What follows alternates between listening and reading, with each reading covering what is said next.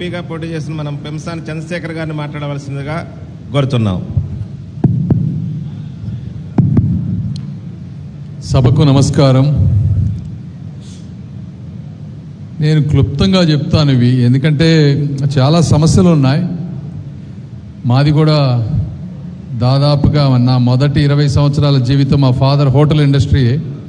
So కాబట్టి hotel business ఇవి ఎలా నడుస్తుందని ఒక అవగాహన ఉన్నటువంటి వ్యక్తులం. అయితే ఇక్కడ ఉన్నటువంటి పరిస్థితులు చూస్తే రాష్ట్రంలో కానీ ఈ ప్రాంతంలో కానీ చాలా పేదరికం ఉన్నటువంటి ప్రాంతం. సో ఫుడ్ కోర్ట్స్ అలాగే ఆర్గనైజ్డ్ హోటల్స్ మధ్య ఉన్నటువంటి కాంపిటేటివ్ ఎన్విరాన్మెంట్ని ప్రాపర్గా మనం డీల్ చేస్తే ఇద్దరు హ్యాపీగా ఉండే విధంగా చేయాల్సిన అవసరం అయితే తప్పకుండా ఉంది.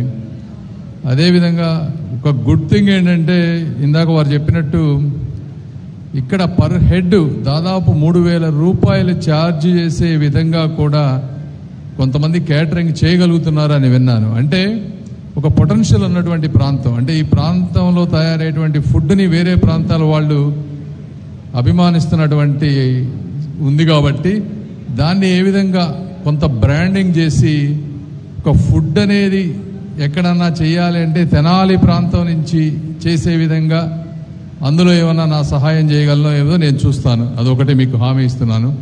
రెండోది, మీరు ఏదైతే చెప్పారో స్మాల్ స్కేల్ ఇండస్ట్రీగా కన్సిడర్ చేయమన్నారు. సో గవర్నమెంట్కి ఆబ్వియస్గా ట్యాక్స్ రెవెన్యూ కూడా ఇంపార్టెంట్. కాకపోతే దీన్ని అన్నిటినీ జనరలైజ్ చేయకుండా ఒక limited number of hotel seats ఉన్నాయి కదా తప్పించి ఏదో క్రైటీరియా తీసుకొని ఒక సెగ్మెంట్ అన్నా కూడా స్మాల్ స్కేల్ ఇండస్ట్రీగా కన్సిడర్ చేసే విధానం ఒకటి ఆలోచించవచ్చు. మనోహర్ గారు కానీ నేను కానీ ఇంకొకసారి ఎలక్షన్ అయిన తర్వాత కూర్చొని దానికి ఏ విధంగా మనం ప్రభుత్వానికి పెట్టాలో అది ఒకటి ఆలోచిస్తాం. ఇక ఓవరాల్గా ఇంకా అవి కాకుండా జనరల్గా మీరు ఆలోచిస్తే జగన్మోహన్ రెడ్డి గారు ఏం చేస్తున్నారంటే ఒక 100 రూపాయలని ఊరంతా తిప్పుతూ ఉన్నారు.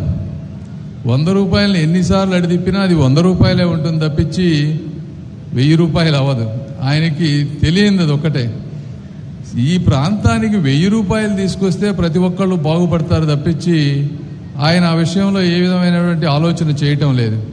అంటే ఈ ప్రాంతానికి డబ్బు రావాలి, అందరూ బాగుండాలంటే పక్క రాష్ట్రాల నుంచో లేకపోతే విదేశాల నుంచో ఎక్కడో చోటు నుంచి ఇక్కడ డబ్బు వస్తే అది ట్రికిల్ అవుతుంది.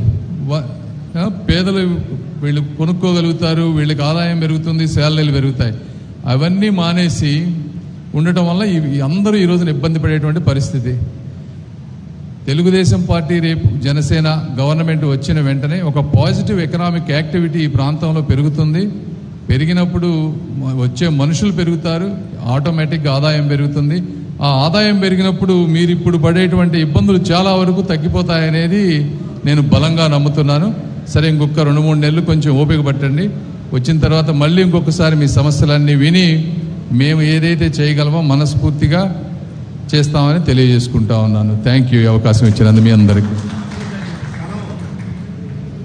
అన్ని స్థలం కానీ ఏమన్నా కూడా మీరు చెప్పండి, నేను బాబు గారితో మాట్లాడి ఏ మాత్రం అవకాశం ఉన్నా చేసి పెడతాం.